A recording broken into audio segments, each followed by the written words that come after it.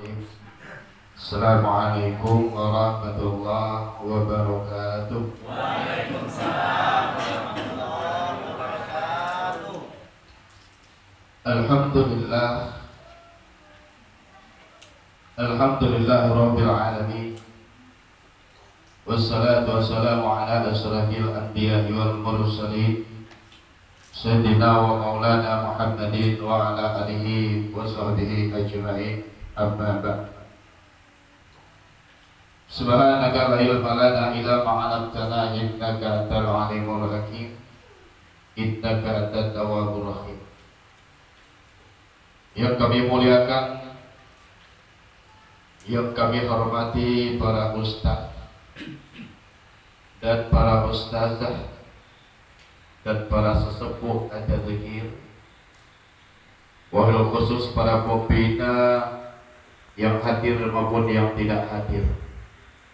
Alhamdulillah yang hadir di malam ini dan beliau wajib hadir, Al-Ustaz Ahmad Al-Ghazali. Mudah-mudahan beliau-beliau ini dimuliakan Allah, diangkat derajatnya oleh Allah, diberkahi perjuangannya sampai akhir hayat, amin. Allahumma amin. Yang kami muliakan Bapanda, Bunda-bunda, Kakanda beserta adinda yang dihadirkan oleh Allah. Yang hadir yang tentunya tidak sedikit pengorbanan perjuangan, tarik ulur, uji waktu kita ini tadi KGP minggu depan. Toh hari Minggu sore, hari Minggu malam kan masih ada majelis di sini.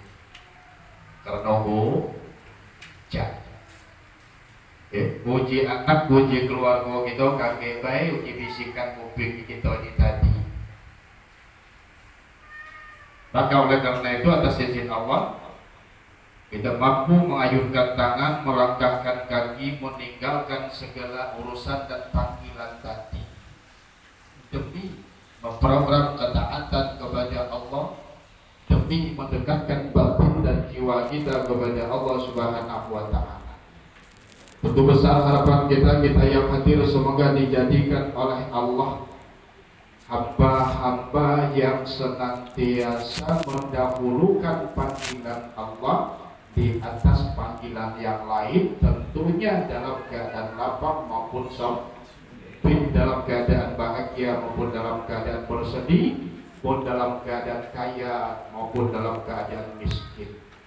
Sebab kenapa yang disyarat katakan beliau tadi, untuk menjadi hamba Allah, untuk mewujudkan ketauhidan kepada Allah, itu teramat banyak situasi dan kondisi yang harus kita lewati.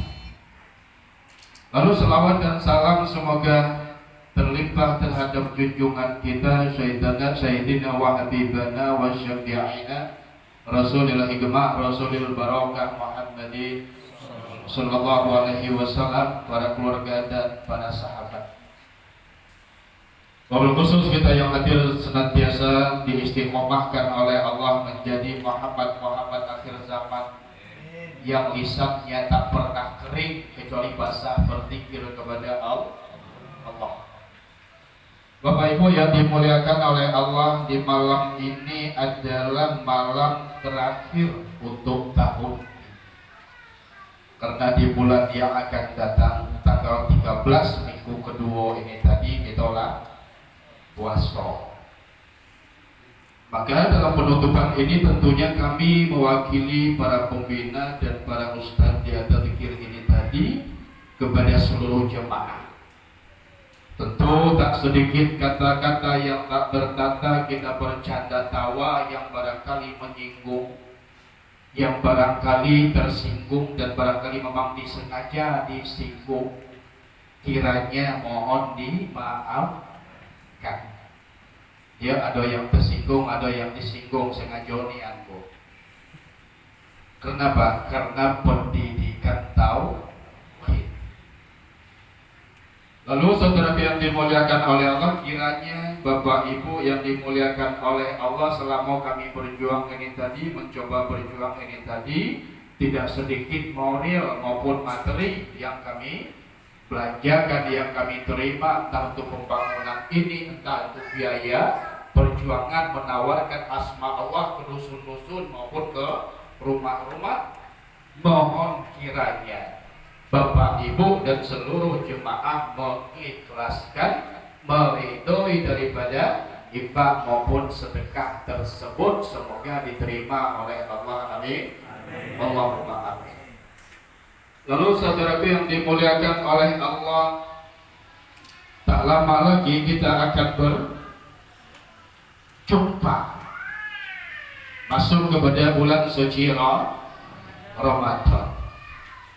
Maka oleh karena itu Bapak Ibu yang dimuliakan oleh Allah, bismillahirrahmanirrahim. Faman kana, kata Allah Subhanahu wa taala, barang siapa yang ingin dekat dengan Allah, yarju liqa'a rabbi falyamal amalan saleh. Barang siapa yang ingin dekat dengan Allah, ingin berjumpa dengan Allah, ingin akrab dengan Allah, ingin mendapatkan pertolongan Allah, syaratnya adalah beramal soleh. Gak ada lagi yang lain. Maka para pembina kita, para guru-guru kita, khususnya Iyam Nur Ghazali Syekhul Islam, memberikan salah satu bekal dan modal kepada seluruh jemaah. Bekal dan modal tadi bisa untuk mendekatkan diri kepada Allah, bisa akrab dengan Allah, bisa senantiasa mendapatkan pertolongan Allah, yakninya menjaga hubungan kita dengan Allah melalui zikir-zikir yang diberikan oleh para pembina. Kalaulah kiranya kita ngaji di majelis ada zikir ini tanpa bekal dan modal yang dikasih, yang diberikan oleh beliau melalui para pembina kita masing-masing, maka tak ayal dalam kondisi carut marutnya kondisi di akhir zaman ini tadi. Pantas saudaraku yang dimuliakan oleh Allah, kalaupun ada di antara kita jemaah yang dikasih wirid dan zikir tugas oleh para pembina, bagi mereka yang menjalankan istiqomah walaupun tidak banyak, maka yakin hari ke hari, waktu ke waktu, hidupnya, rumah tangganya, ekonominya, ketenangan jiwanya, bahkan keimanan dan ketakwaannya ditingkatkan oleh Allah.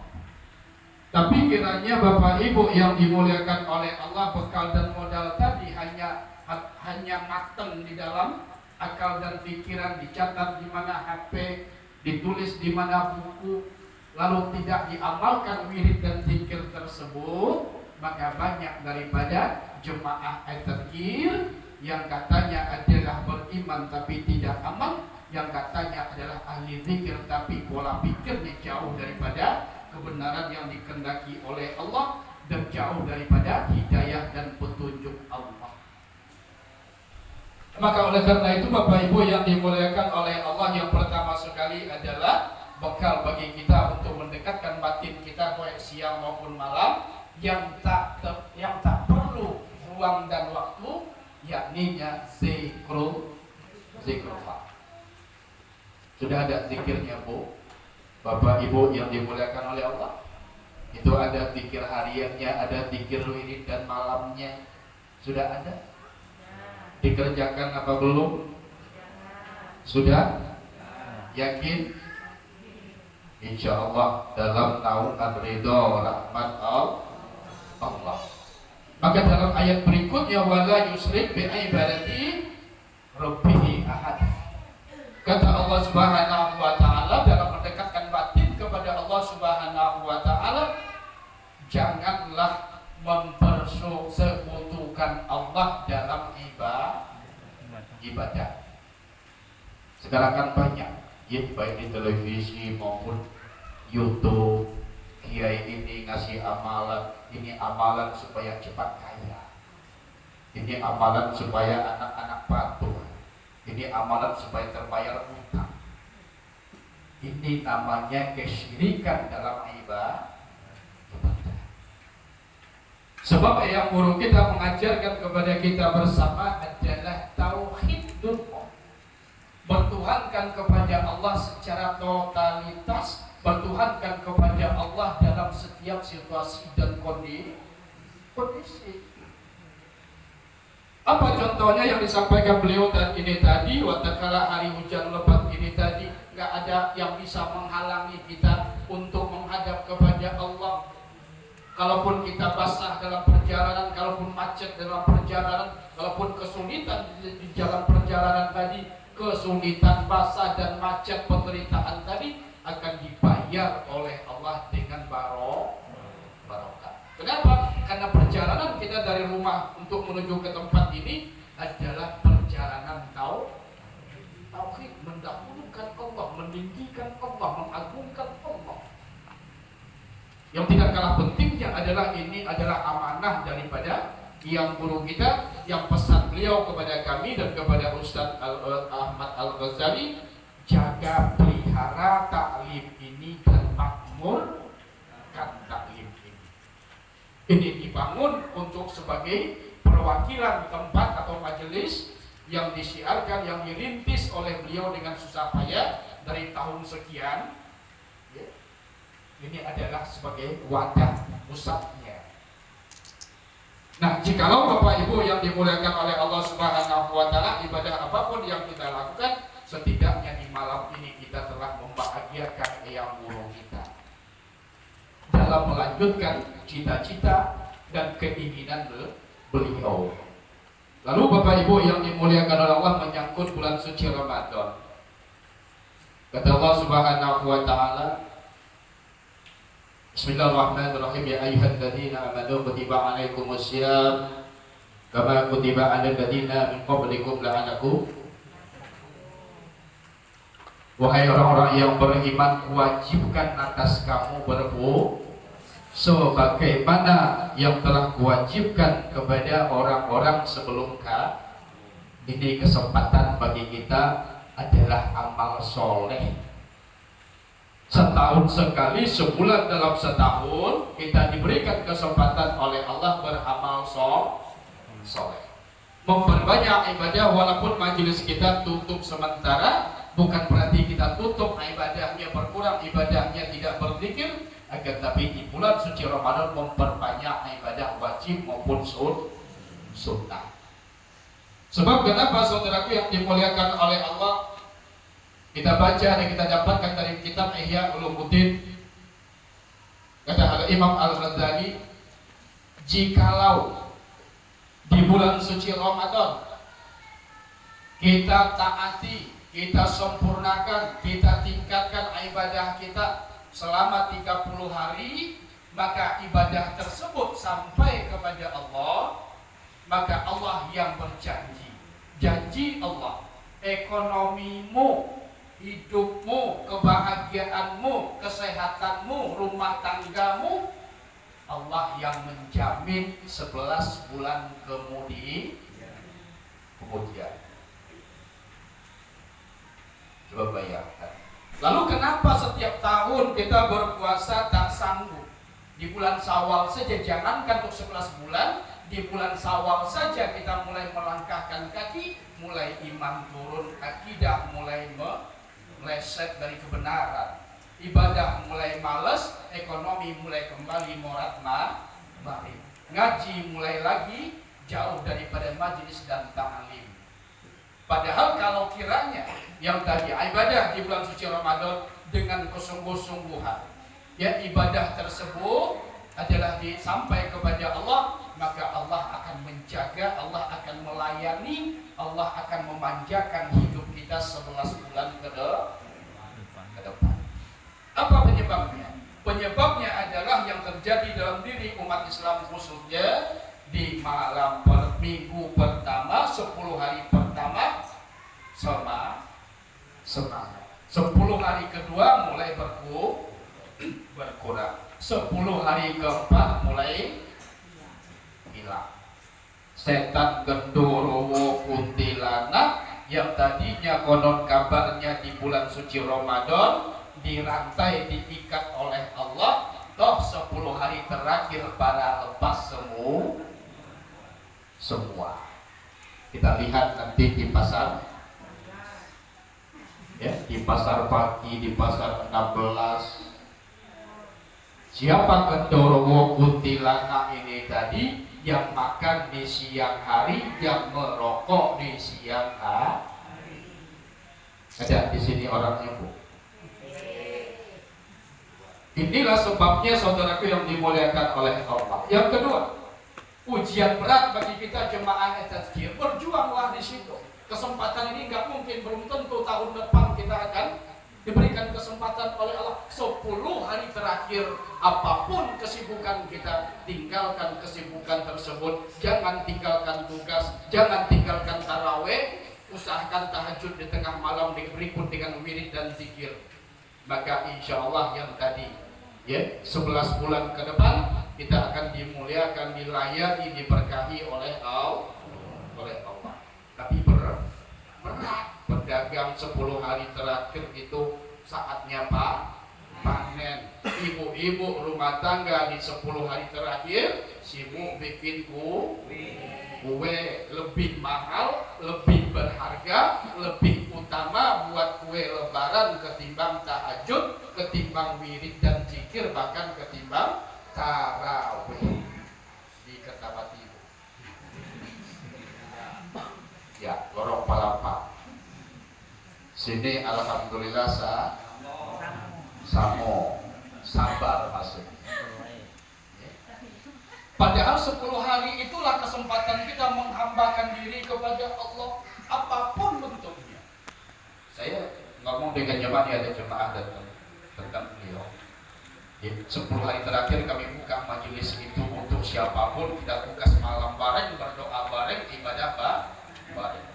Alhamdulillah dirasakan buah dan hasilnya. Wong sepi di bulan Syawal, mereka rame, masya Allah. Gak bisa dinalar oleh akal dan pikiran kita. Yang penting yang tadi, ya. Kalau terkadang umat Islam ini kan salah kaprah dalam mengambil ayat ini tadi, di hari-hari ganjil ini tadi akan turun malam Lailatul. Emang mudah semudah itu? Di malam ganjil nongol, di malam-malam sebelumnya nggak pernah nongol, lalu mau dapat malam yang baru, nggak ada ceritanya itu. Malam ganjil aja nongol palanya, ya? Di hari-hari sebelumnya nggak lah.